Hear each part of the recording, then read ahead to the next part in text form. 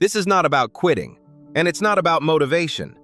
This is for the one doing the right thing and still seeing nothing change.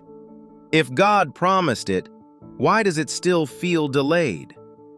God promised it, and then nothing happened. Some of the most faithful people in the Bible did not struggle with disbelief, they struggled with delay.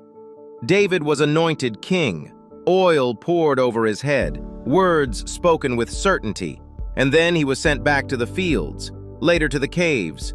Years passed, the promise stayed, the fulfillment didn't. Joseph dreamed, clear dreams, God-sized dreams, and then he was betrayed, imprisoned, forgotten, not because he failed, but because the promise came early and the fulfillment came late. Delay has a way of making us question what we once felt sure about. Abraham was promised a son. Years passed. His body aged. Hope thinned. And at some point, the promise sounded less like faith and more like a memory. Here's the part we don't like to admit. Delay feels personal. It feels like, maybe I misunderstood God. Maybe I moved too fast. Maybe I imagined it. But delay is not denial. And silence is not rejection. Sometimes God gives the promise early so you can survive the waiting later.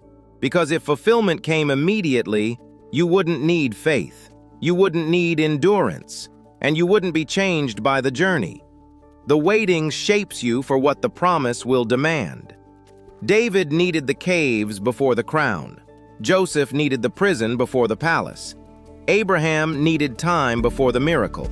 Not because God is slow, but because growth takes longer than excitement.